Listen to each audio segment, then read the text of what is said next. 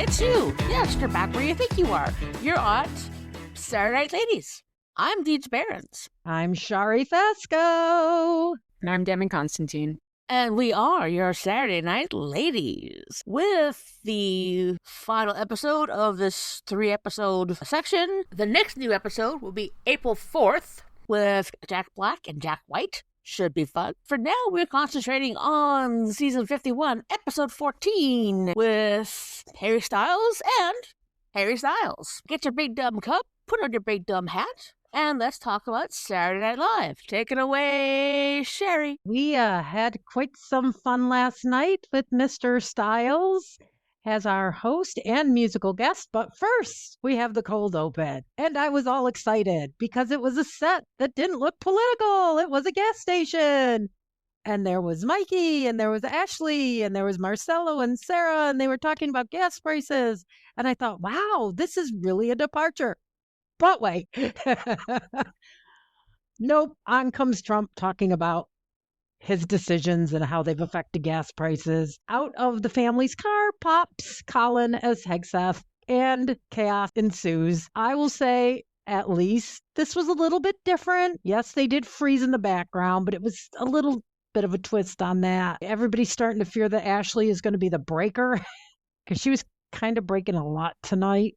So hopefully this is just a phase and she'll get out of it. She managed to keep it mostly together. And I can't really blame her because when Judge starts that meta stuff and commenting about the cast and he's talking about you, it is very hard to keep a straight face. That is all I have to say on that. Not terrible, not great. I'm going to pass it on over to Deej. I'm not even going to dignify this cold open with commentary. Seriously. And not even the small injection of Hegseth, Colin Hegseth, could save this. Doing so well, SNL. You're having some variety. You're doing good. That it's not funny. And yes, gas prices are a problem. I know, because they're up here too. Yeah, this is like, this was inexcusable. Inexcusable. I think that's a great word to describe reality. Whenever I hear criticism of SNL putting Zhazh as Trump in the cold open, as they are wont to do every time, it seems. Whenever I hear any negative reaction to it, I just pretend, well, yeah, I just pretend they're talking about the presidency. If you can literally just transpose everything to that. Bright points of it, so it's dutiful. They do it. It generates headlines every night. If it goes away, I'll be very worried. That being said, it's not very fun to watch. But pointers that I did like were it was meta, because Trump as Zhazh was bringing up Ashley Padilla as thinking she was Hispanic, and she's not. She's very white. Colin as Hegseth coming out of the trunk surrounded by beer cans. That's funny in a vacuum, and that will always be funny. His frat boy take is just enough sugar for the medicine to go down. It's not so much the Trump at the cold open. I know that's going to happen in some form, but this scene, freeze frame, Trump comes in, is old. Not even the meta of this is amusing me anymore. Now, granted, we have other things like press conferences, but that's a real suitable thing. Come on, you guys can do better. You have done better. Get Jim Downey back if you have to. I just like to remind myself that they are under duress a little bit. The FCC is calling for any news coverage that is negative about the war for their licenses to be revoked. So NBC is a network. So I just tell myself that, but I'm not going to deny it. I don't like watching these at all. They're not fun. But if they stop doing it, I'll be really worried. Let's change courses and roll on over to the monologue. We have Mr. Styles in his lovely suit, looking very much like exactly what he says. Kind of boring, but that's okay. I like the blue tie. He was very self-deprecating. He's a very charming guy. He seemed a little nervous, which I don't blame him. Double duty is a lot. And he's one of like just a few I read that has done double duty more than once recently. So I got to tip my hat to him there. He does go on to talk about the fact that he's a little boring. What he was doing over his several years off was running or jogging, not very exciting. Then he talks about his new album, which is something about kissing and disco. And the ladies, of course, have to get in on it. Chloe comes in, and then he says that he's not that into kissing. Chloe leaves. And then Sarah comes in, and then he says something about, well, I don't mind kissing if they're a good person, and Sarah leaves, which I loved. She just made the best face when she backed out. It was a Ben night tonight, and I'm not going to complain about that. There was a lot of Ben in this episode. He asked him to show his derriere, which that was not a problem for me. I thought the whole thing was very funny, and I thought the two had a lot of chemistry. All in all, a pleasant monologue. I mean, not terrific, but nice and short. It did what it was supposed to do. Got us to know the host. Got us in, got us out. I definitely like it when they bring in the cast when it's a host that's not that comfortable. So I'm glad they brought the cast in, and yeah, pleasant enough. Now I can throw the ball on over to Deej. One thing I remember about him being on Before of One Direction, this was in season 37, episode 18, the host, Sofia Vergara, and they did a version of the Manuel Ortiz show, all the One Direction guys, Sofia Vergara's character's son. So I remember that being very cute. That was the episode that premiered Almost Pizza. Very low-key. I do love a pinstripe suit. The only thing that would have made that better if it was double-breasted, willing to make fun of himself, which is great. The whole kissing thing was kind of predictable. And yes, being him kissing a guy was also predictable. But what I saw, one thing I saw, meme I saw, or comparison I saw online today, is there was a photo of Ben and Harry Styles kissing, and then several other photos of Bill kissing a bunch of other guys. As we very much know, we did a lot with the kissing family, the vocal tech. So I think someone else has gotten beat, but no, it served its purpose. It wasn't like wasn't like quite as epic as Gosling's was last week, but not everyone has to be epic, so no, it's okay. I don't really listen to Harry Styles. I barely know his music.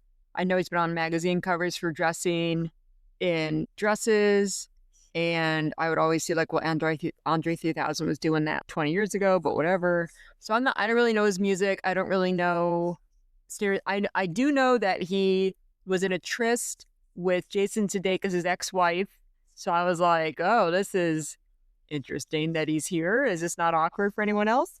But we're millennials, Gen X. I would not have been one of the many woo girls in that audience. That would not have been me, because that was a lot of wooing that maybe we can touch on. There was a lot of excitement for Harry Styles. So my impressions, like, I'm almost cold. He looks good in a suit, but I did not understand anything he was saying. Like, English accent, very attractive. Obviously, I think we all can agree. I didn't know what he was saying. I was like, what? He's not an actor. He's a singer, but I didn't really get what he was.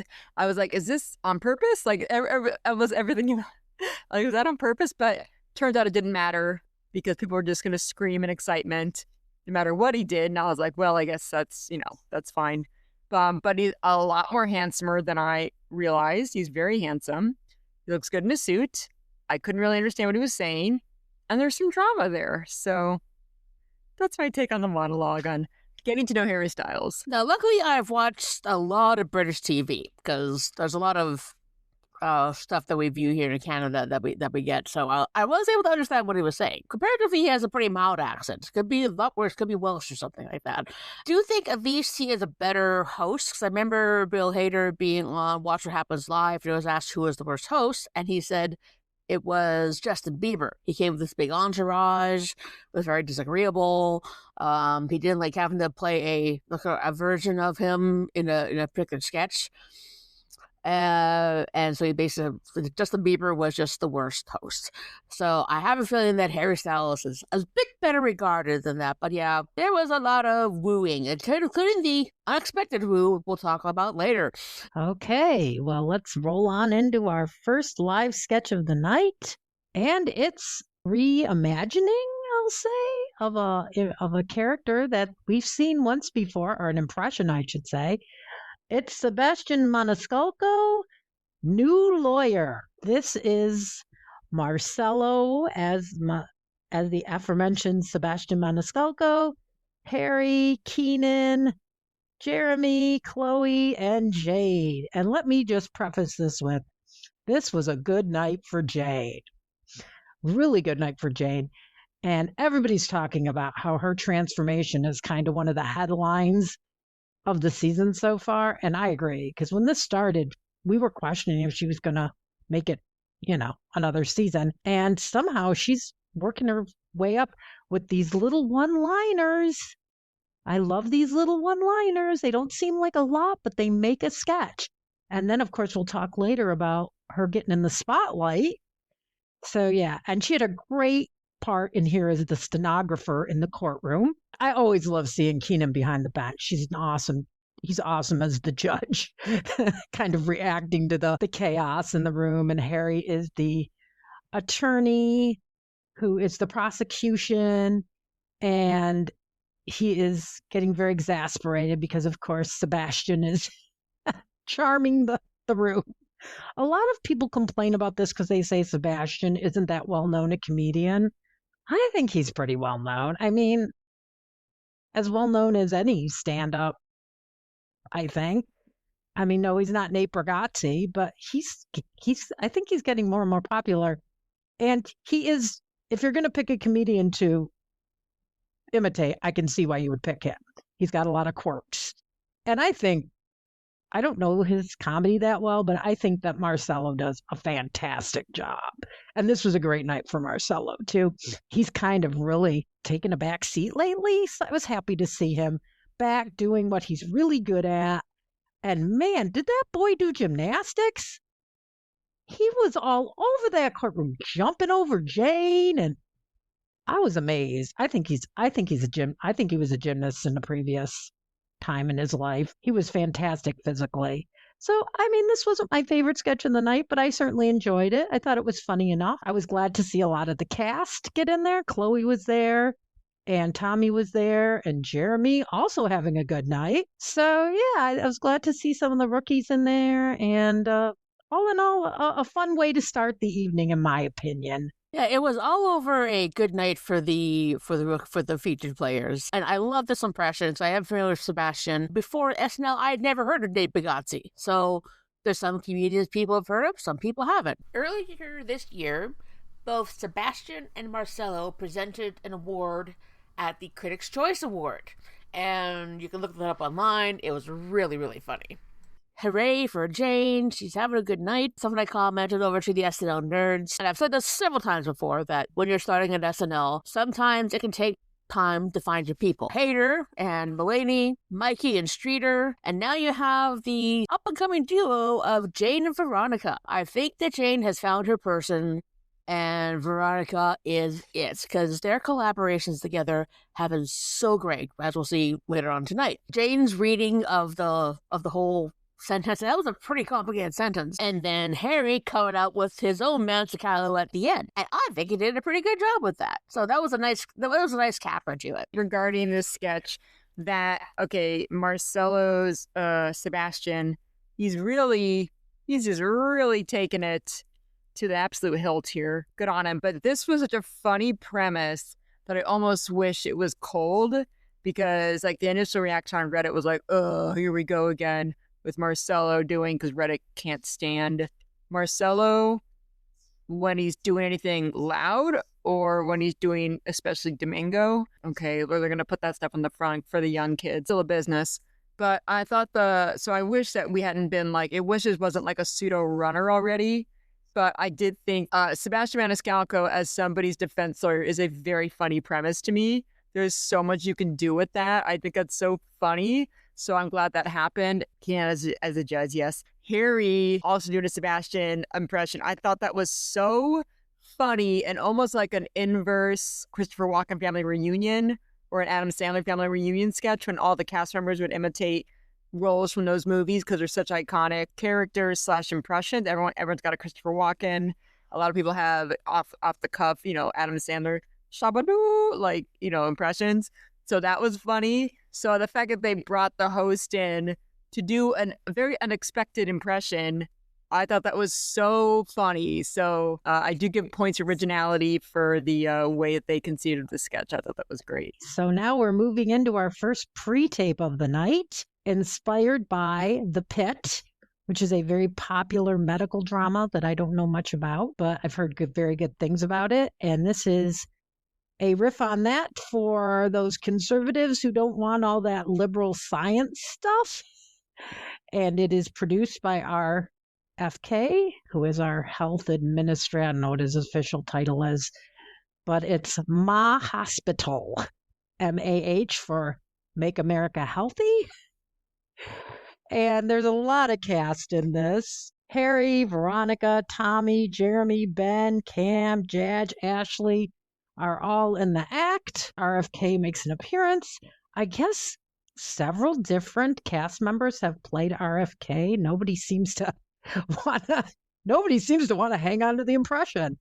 Can't imagine why. I think Jadge does a laudable job. I know there was some debate about did he need the prosthetics, the muscles and stuff. It was fine with me. It was funny enough. I thought this was really visually on point. It looked exactly like a hospital drama. You know who I'm going to praise? It was a really good showcase for Ben. He had my favorite line in the whole thing. His parents died from the COVID vaccine. He shot them because they got it. I'm sorry. That was terrific. And Ben said it with an absolutely straight face. I really adore him. And this episode, I just thought was such a good showcase for him. I think he's doing some great stuff. He's really living in the shadows of some of the other newbies. I mean, technically, he's not a newbie, but he is kind of in the shadow a bit of the amazing Ashley. But I do really, really think he's doing a fantastic job. And I think he steals this one with that line. And the fact that he keeps a straight face. He doesn't break a lot. He keeps a really straight face. So I hope that continues. I mean, I forgive them for breaking, but I do admire those who can keep it together. And I give Harry a lot of credit because I noticed him almost crack a couple times and he kept it together. So I at bonus points for him. And all in all, this was fun enough. Certainly timely, made a lot of sense, poked fun at something that I think needs. Our healthcare system is a big fat mess, in my opinion. So anytime we can put attention on that in a national light, international, I mean, every country can get access to this. Good stuff.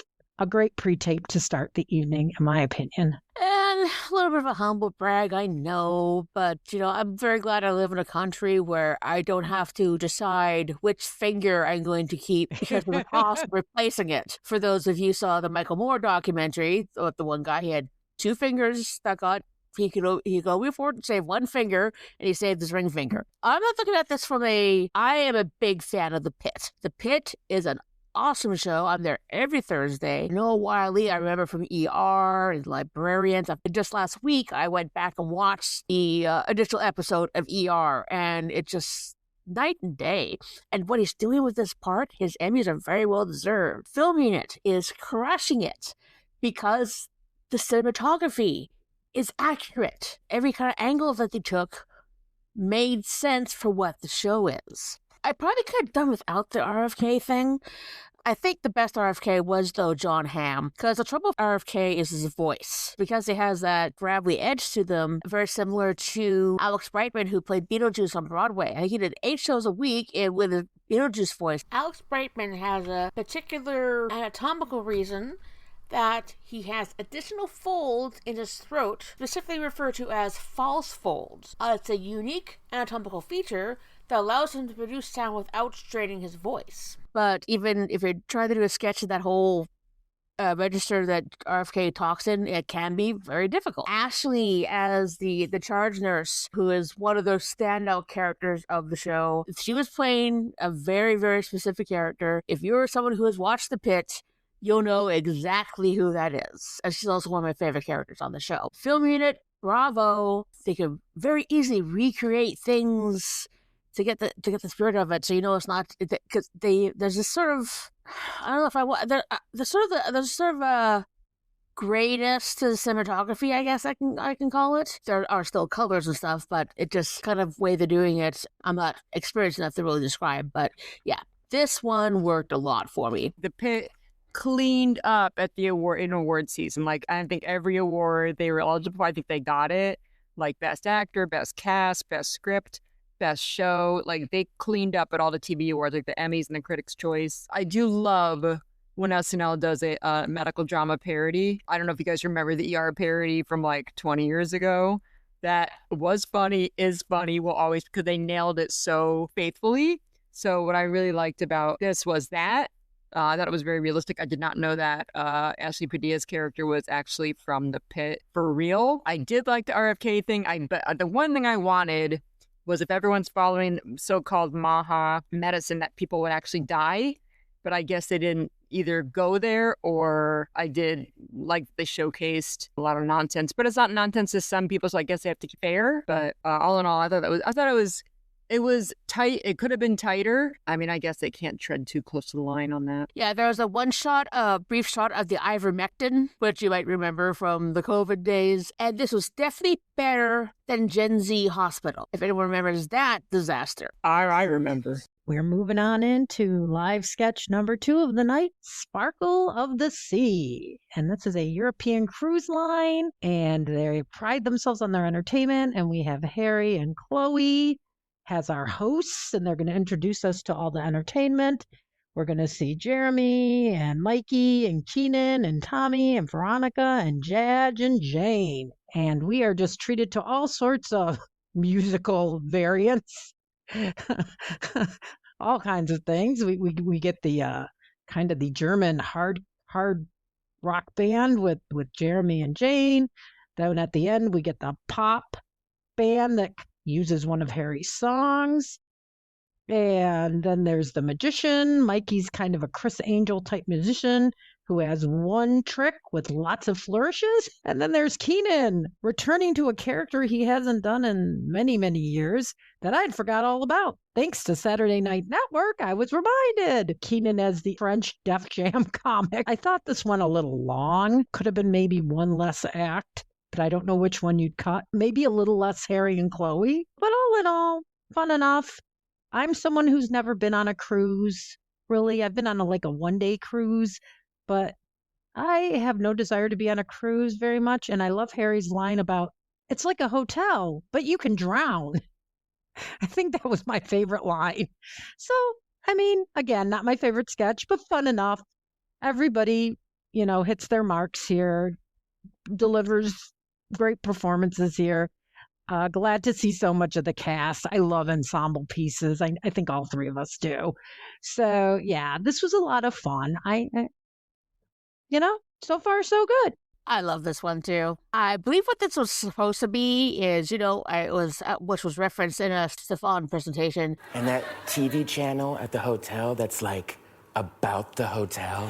No, it's this is probably from the channel on the cruise that's about the cruise. Harry and Chloe love them, and I'm okay with it being a bit long because it got as many cast members in as possible. Jane and Jeremy together is someone that I also like to see more of a pair as well, because the band that they did, they also made a reference last night to on discussion regarding Deep House Dish. I personally love that series. Once it would happen, it made sense. I never would have expected Jean Culhane to come back, but it made perfect sense. So that was not on my bingo card for this year, but hey, it was a nice surprise. Now, granted, he wasn't one of my favorite correspondents, but it's still nice to see very, very long ago callback. For tonight, the last regular appearance of Jean Culhane in 2012 on Weekend Update, and he was also on briefly May 18th, 2013 for the season finale of season 38. He was one of the many update characters who were throwing rice on Beth and Stefan when they just got married, which is still one of the best goodbyes ever. Yeah, I honestly didn't. I couldn't follow. I didn't know what the sketch was about. I just heard they were doing Eurovision-ish accents. Like I said, I need new glasses. I still need new glasses. I did not know what the sketch was about. But when Kenan Thompson started doing Jean Culhane, I was so excited. I do remember it. I think of it all the time. Whenever he does any character, I love it. I think he's been doing it almost since the All That days. It's so delirious. It's ridiculous. It doesn't make any sense. Very happy we got that. For sure, all day. Okay, so moving right along to yet another. Keenan is in a lot the last couple episodes. He's apparently been missing the limelight because he's getting back into it. People are saying, or I know people said last week they were a little disappointed that this guy who's been around for 23 years is getting sketches again. But come on now. He deserves a sketch here and there. I mean, I get the point, but he steps back for the newbies a lot. And I think when he wants to shine, he should be allowed to shine. I think he's very aware that new cast needs experience. And I think Mikey is too, since they are the senior cast members, not including Colin and Michael Che. And I think they're both great about letting the new kids have a lot of screen time. So if they want to get in on a sketch, I'm happy to see them both getting some time. They're both so talented and they're both so funny. I don't have any problem. I like, as Deej often says, I like it when the love is spread around and everybody gets a chance. So this sketch coming up, I could probably have done without, but it was a Keenan vehicle. It was very much a Keenan vehicle. It's a Best Buy Mr. Pooty. It's Keenan doing his Keenan thing, making uncomfortable comments. And Veronica and Tommy are in this one as well, along with Mikey and, of course, Harry. And Mr. Pooty is discussing things that Mikey really doesn't think need to be discussed. He keeps telling them, we're just talking about the awards points, the rewards point system. And Keenan wants to bring it back to his behaviors, and he hopes he's not getting arrested, and et cetera, and so on. And that leads to a whole thing with his feelings for Harry Styles, Best Buy employee. We've seen this all before. It hit a lot of beats that we've seen many times. Frivolous fun. I didn't hate it. It definitely was my least favorite sketch of the night. Like I said, if Keenan wants to have some fun and do his Keenan thing, 23 years, let the guy have a little fun. Not too long.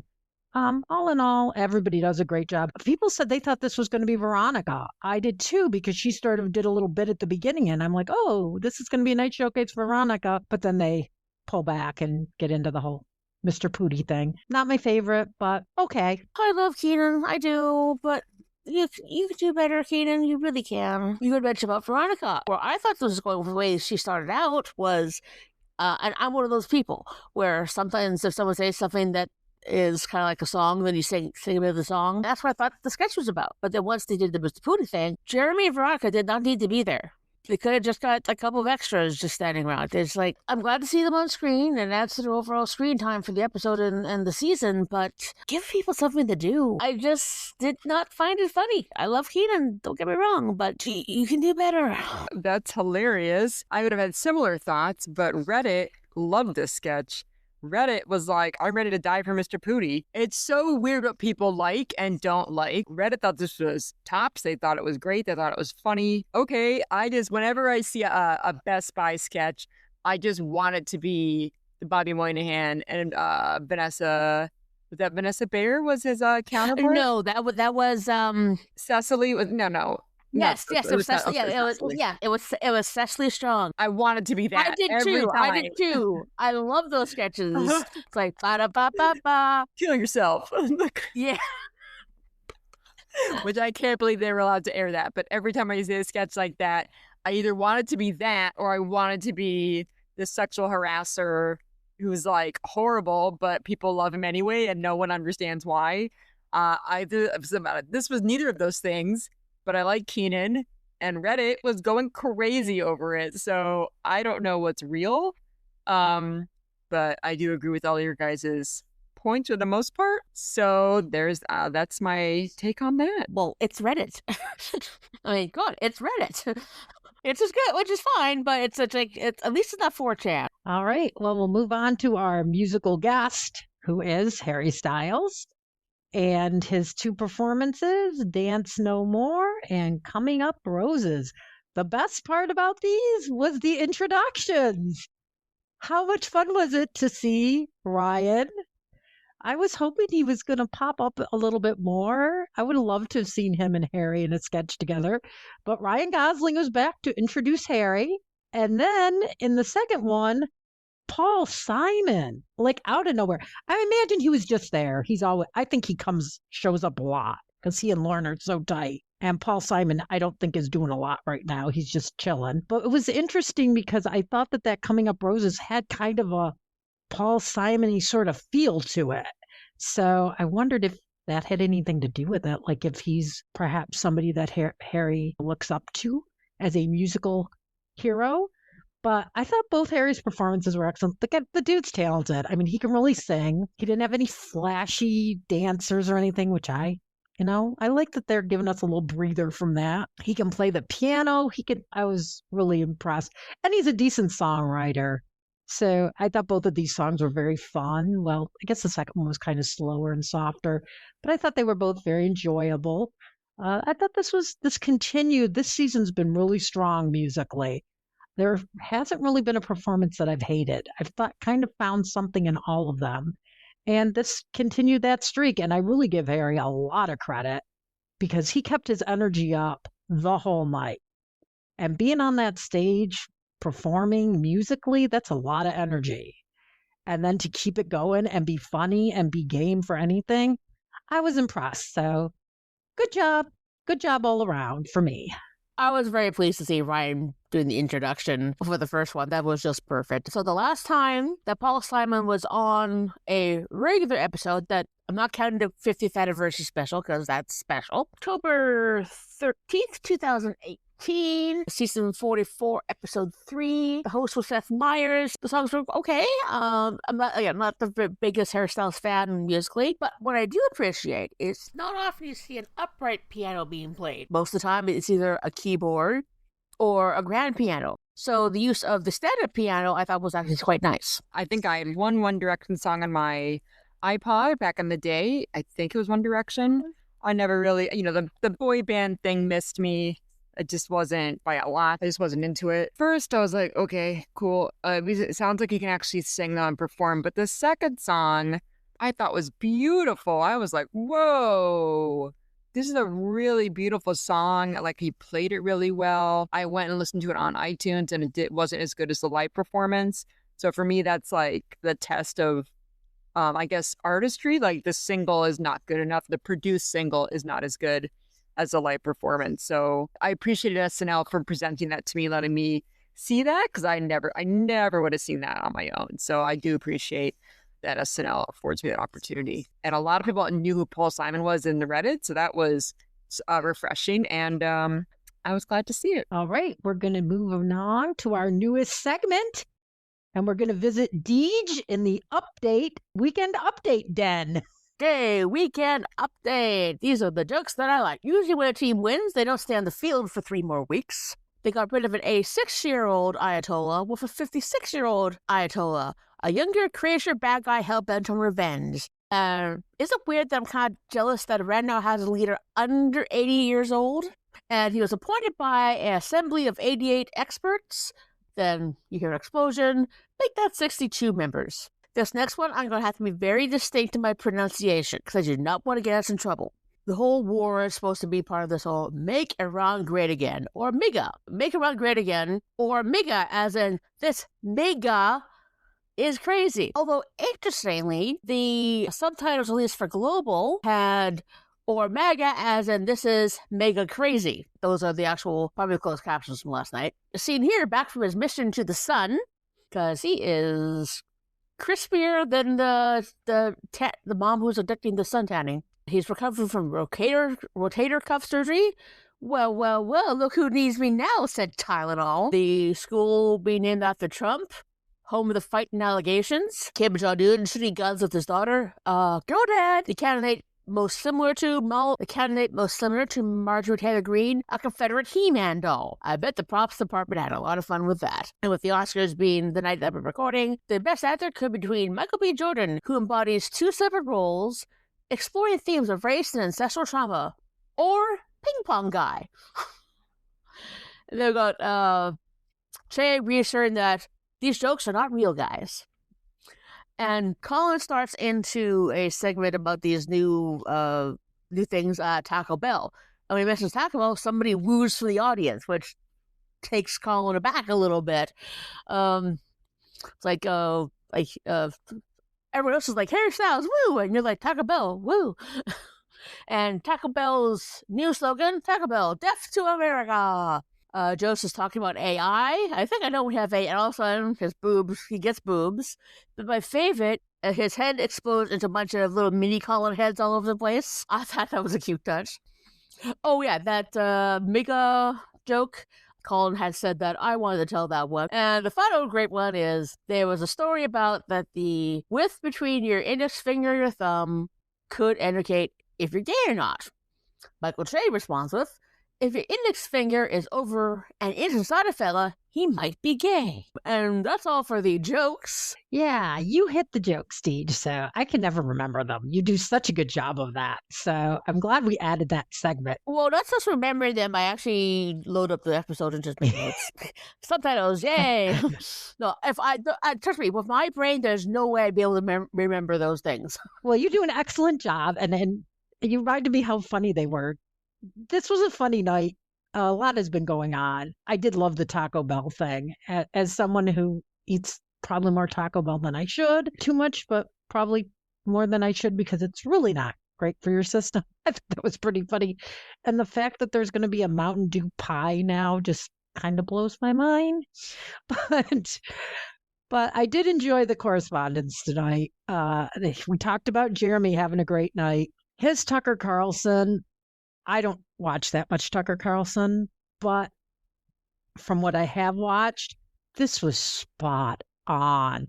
So funny talking about the sinners and the liberals loving the sinners and blah, blah, blah. And then he goes on about, I don't know, what was the other movie? I can't remember. He didn't see One Battle After Another at all. Hilarious. And Colin is having a great time with him. So I thought Jeremy just nailed it. I hope he brings it back. People were talking about, how about bringing Tucker Carlson into a cold open? I was like, yeah, I'd like to see that. I think Jeremy could definitely handle it. He did a great job. He looked the part. I think he looked very much like him. So this was just a great impression. Very funny. On come the emojis to talk about the new emojis that Apple's putting out. This was, oh, Mikey. I love when Mikey gets a chance to chew the scenery as the aerial tramway. And of course, Marcelo gets to be the popular heart. It's the popular and the least popular emojis. Boy, I've never seen Marcelo crack up like this. He was just barely keeping it together. And I can't blame him because Mikey was just really working him. This was a lot of fun. You could tell the two of them were having a blast, and super props to the costume department. They just amaze me every single week. Just throwing together an aerial tramway probably in a day or two, because I'm sure this wasn't something they had in their costume vaults. This was something they had to make. The heart they might have had, but the aerial tramway, I doubt. Hilarious. Talking about all those emojis I didn't even know existed, and they are all real things, like the orange square and the building with the horn on it. So funny, so random, just showing that there's an emoji for everything. And Mikey's, of course, stating the on with the arrow going. This was so much fun, and it was so great to see Mikey and Marcelo together. They're a pair you don't see a lot. So, yeah, the update desk was a lot of fun tonight. This is the night Jeremy has secured his position for next season. That's Tucker Carlson. Again, I don't actively go out of my way to watch Tucker Carlson, but I see enough criticism of Tucker Carlson from things like Midas Touch where I can definitely tell he has a cadence. And I don't know why this impression has been in his back pocket for so long, but yeah, I would love to see him in a cold open. Jeremy was a superstar with that. Colin playing off I can't remember what they're doing. He's like, wait, nobody's shushing you, which was also kind of called back later. The film you're thinking of is Hamnet, and it mentioned how, we can't say Hamlet anymore? Now, when I mentioned the Oscars, I was really afraid that we get the movie guy. I don't like the movie guy. More Jeremy as Tucker Carlson, please. And Mikey was just milking it for all it's worth. Because his costume was a bit more cluttered because of the tram line on him. And he was sort of feeling up Marcelo a bit. And just the way he was talking, and that one of his crew was the orange square. But no, they were playing well with each other. But you could tell Mikey was definitely trying to get a rise out of him. And just the ending with how he's going to get home, well, like aerial tramway. Much better than the Emoji Movie was. Oh my God. So everything you said, Deej, I love your highlight individual jokes. I love it.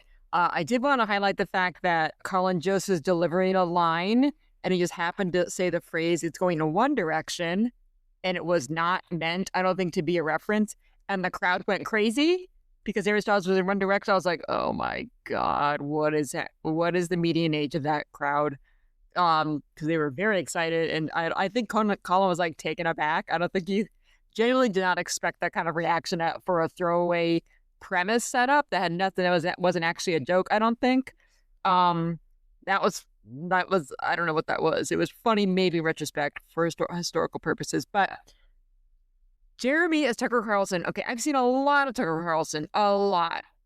I rate news for work, and his method of delivering news when he had a show before he was fired was asking questions. It's like, why do people like that? What? News is not questions, news is answers. So he rates very low. Jeremy's impression was so good, so juicy. It was like more, give him premises, give him things to talk, just give him a topic and let him just talk about in this impression. Like, I'm loving it. This is great. Keep going. More of this. I think people were saying should he be in the cold open? I don't know. I think Thomas was saying in the SNN Hot Take show that kind of good that he was just given kind of free reign. He didn't have to like parry against anyone or with anyone. Kind of agree with that, but really anything, give him good premises and let him do this. More of this, please. Aerial Tramway and the heart emoji. Reddit lost their effing mind over this. They thought it was so funny. The amount of aerial tramway emojis and the double arrow on emojis and the orange square and the horn building, everybody was going crazy. And usually if you post like double things on Reddit, it's like kind of a faux pas. And they you won't get upvotes for it because it's like it's already been said. Everybody was upvoting everybody's emoji post. It was so funny. Everybody was loving it. And I think John said that this is now for us. Like, we can use these emojis now as shorthand. And he's absolutely right. Hasn't let up yet. Reddit loved that section. And so did I. I was so delighted with what they did with it. It was so funny because anybody who uses emojis knows you have to scroll through like the Dead Sea Scrolls to get to the one you want sometimes. And it's like, why is that a choice? Like, why do we have a traffic cone? Well, that could be useful, I guess. But like a traffic bit, like there are so many very hyper specific emojis that it's like, what? So aerial tramway, I think, was a perfect emblem for that phenomenon. And I thought it was so well executed, so funny, and gave such a solid reference point that I'm guessing it's going to be in use for a long time. So really smashed it out of the park. Weekend update, I gotta say. Yeah, the one thing I just remembered that really killed me was the before flag. The emoji is so low that it's before all the flags. I love that one. Yeah. Okay, so great night at the update desk. Now we're going to move into the last couple bits of the night. And we've got our next live sketch, which is White Castle Drive-Thru. Jane, Veronica, Harry, Ashley, and Keenan. And this is the sketch we were kind of foreshadowing earlier that is a huge showcase for Veronica and Jane. And I completely agree with Deej. Jane has found her person, and they are fabulous together. They're so good together. I hope, I picture them being besties outside of work. I hope I'm right. I feel like they have to. I mean, they just seem so well suited to each other.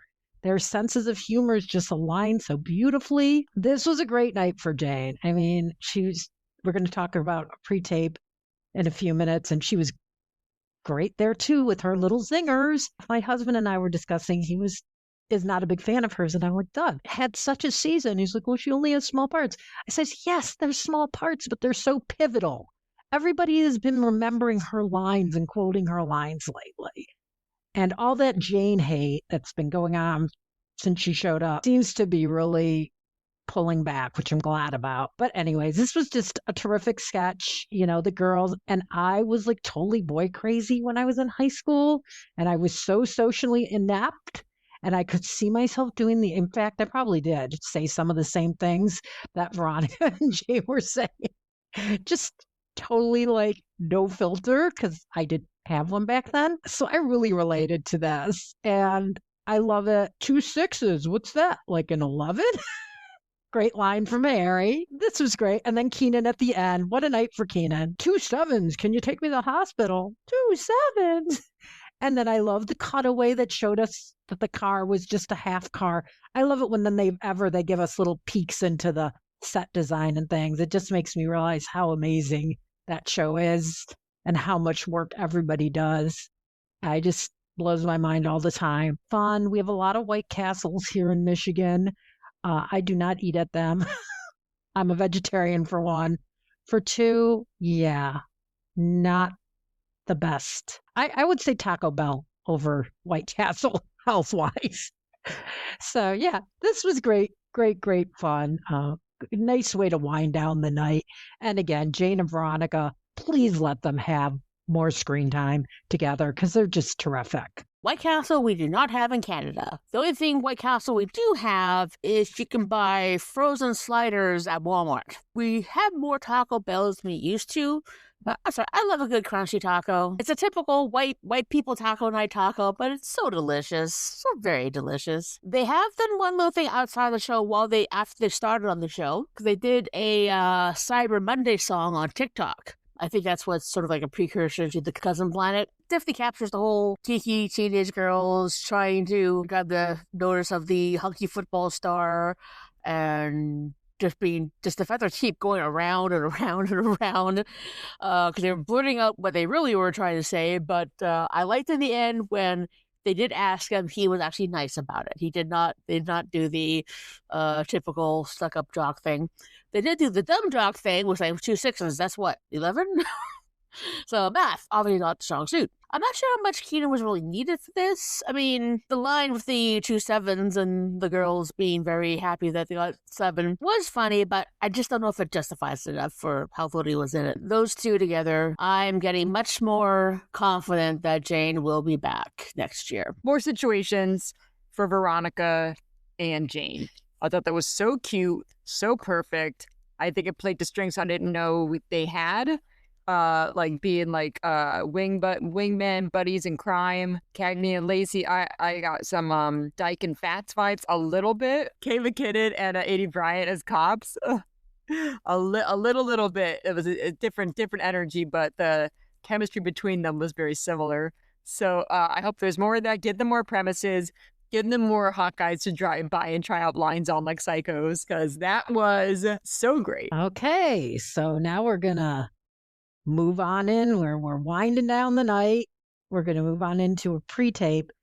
This pre-tape, I mean, when it started, it just had Lonely Island vibes all over it. Those Lonely Island ones that always took place in the club and then took a turn. That's pretty much what this is. Very sexy Chloe is coming on to Harry, and they're singing about she's going to come and dance for him. And she's like, yes, I'm going to dance for you, but it's not the dance you think.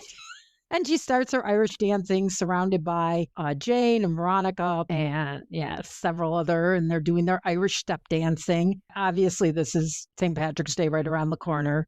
They had to put something in.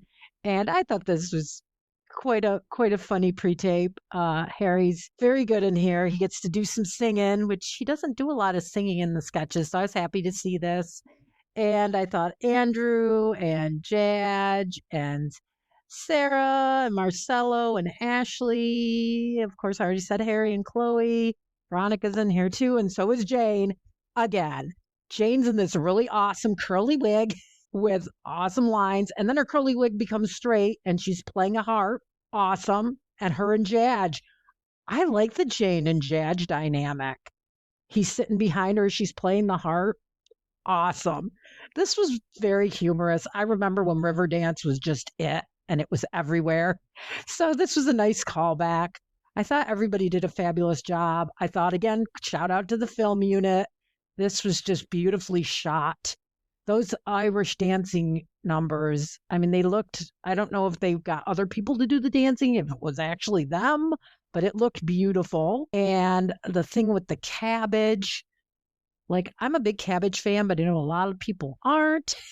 And I think it was Marcello's line about, oh, I guess I don't have to chew.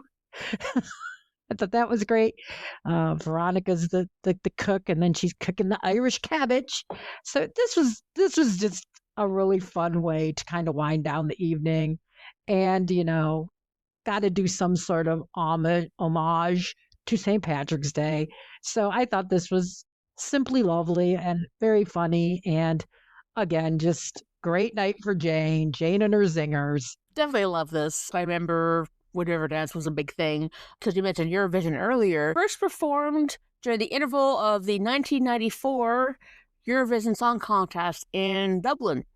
And I did like Harry coming out as the Michael Flattery type, because he was always the center of the whole thing with the headband, the white shirt, and the open chest. I'm very confident that they used inserts for the Irish dancing, because now I tap and I love Irish dancing. I don't know if I'd be able to do it because it's a lot more twisty, a lot more intricate. I mean, tap has intricacies as well. Don't get me wrong.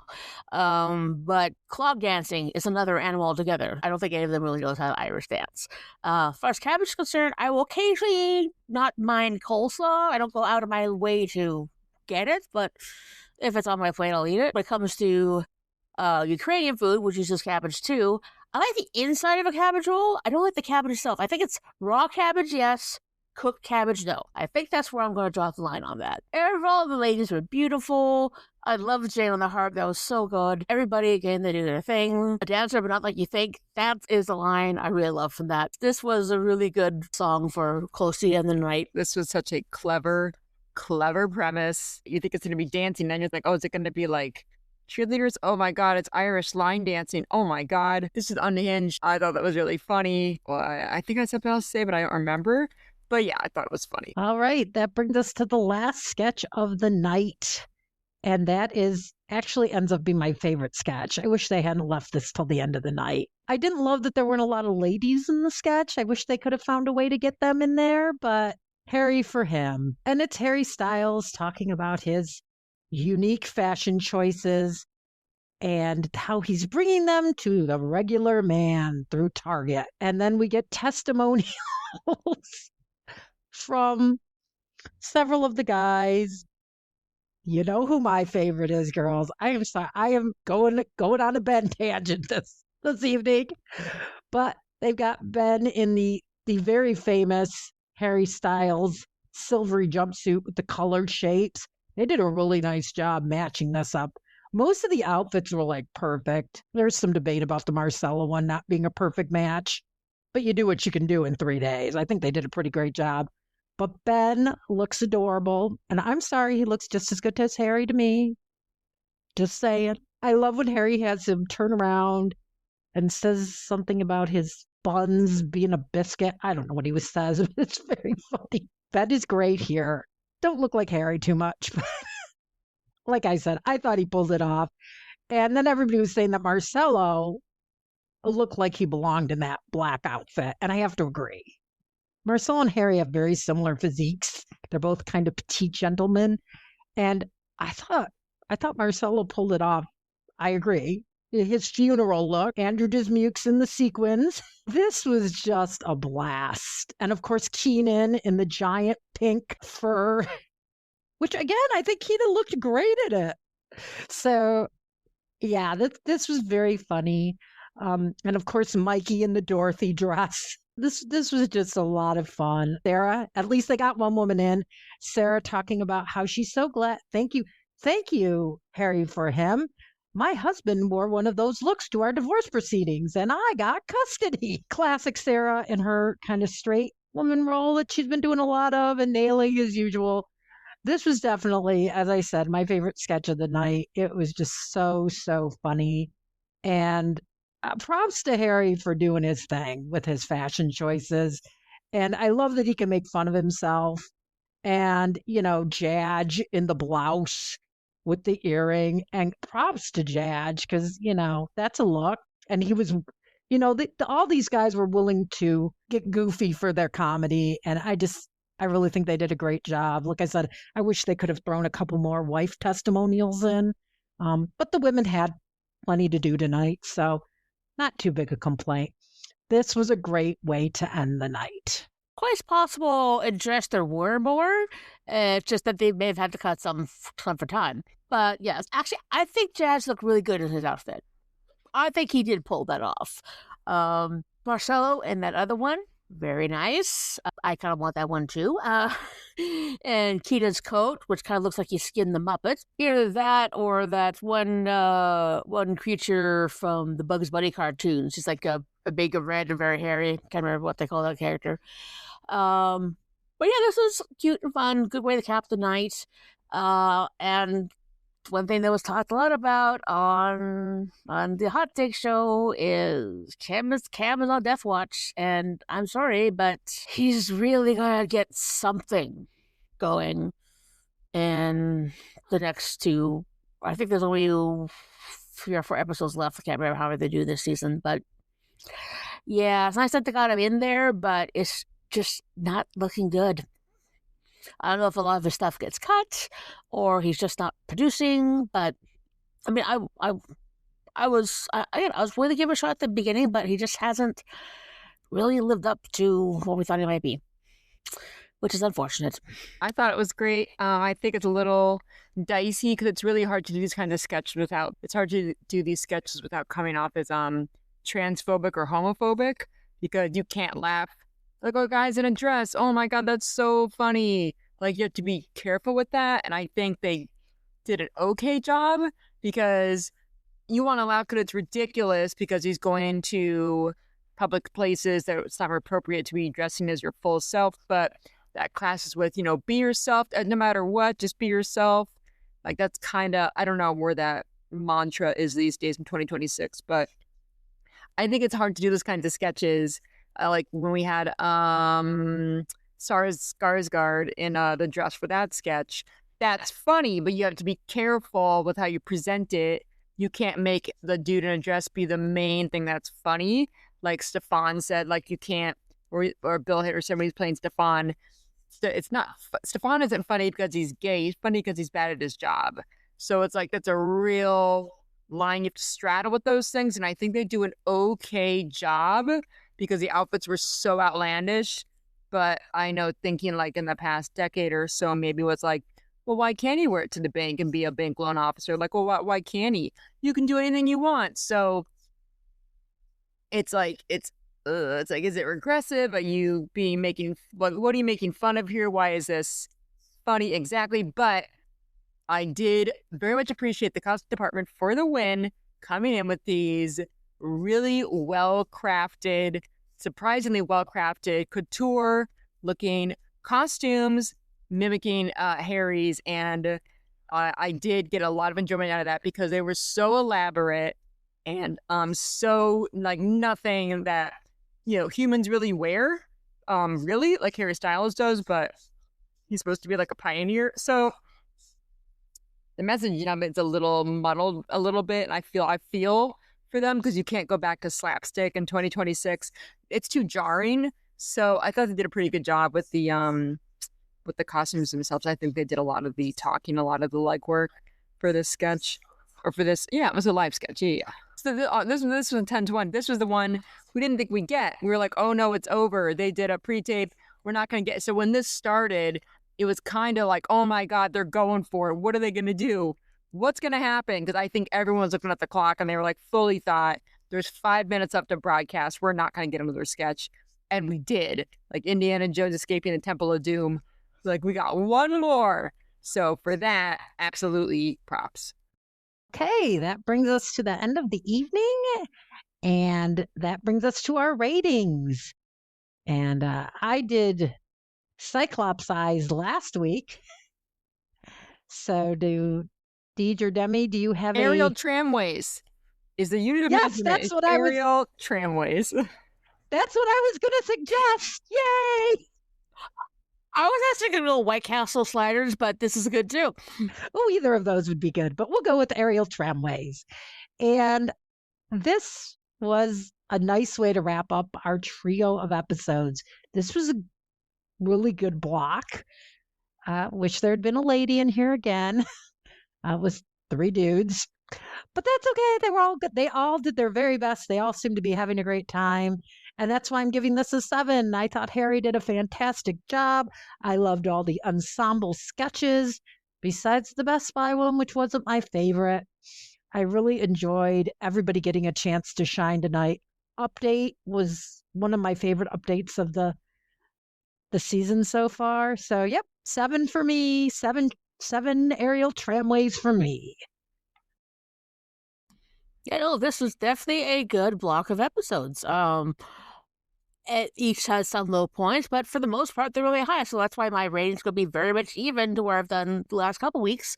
So we'll go maybe 7.4 aerial tramways. I mean, it wasn't a good. There were some minor things that weren't exactly great.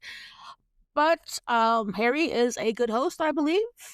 His monologue was kind of mellow, but when he got into everything else throughout the episode, he was ready, willing, and able to do the job, because that's just sort of joy, although be more subdued because stiff upper lip, he's British. So you can tell he wants to be there and he wants to participate, and he was just going for it. So there you go. Yeah, 7 aerial tramways for me. Like Harry was a good host, good sketches, great segments with Jeremy doing Tucker. That was amazing. But I didn't laugh out loud once. Like, I didn't yelp with laughter. Like I didn't have any uncontrollable laughter. But it was funny and I enjoyed it. And there were a couple like really, whoa, Jane, Jeremy coming out and showing out. That was fantastic. I liked Harry's second song. Well, I think that brings us to a logical conclusion. So that's their last episode till April 4th, when we have, as mentioned before, Jack Black and Jack White. Going to be doing for next week's episode is we recorded a tribute to Catherine O'Hara. So that's going to be coming up in the off weeks. And I'm working on getting one or two, or either one or both of the SNL nerds on the show. Because they finally reached out to say, yes, we would love to work with you. It was actually specifically Darren Patterson who reached out. So, well, thank you for joining us for another wonderful episode. Although the world seems bleak with wars and gas prices, but you must go forth and find the funny. Funny as hope. Saturday Night Ladies is a presentation of Wacky Notion Productions. Hosted by Dean Sparrons, Shari Fesco, and Debbie Constantine. Recorded and edited by Dean Sparrons. Off-week show research by Shari Fesco. If you'd like to be a guest on the show, just email SaturdayNightLadies1978@gmail.com. And as always, like, share, and subscribe. Thanks for listening.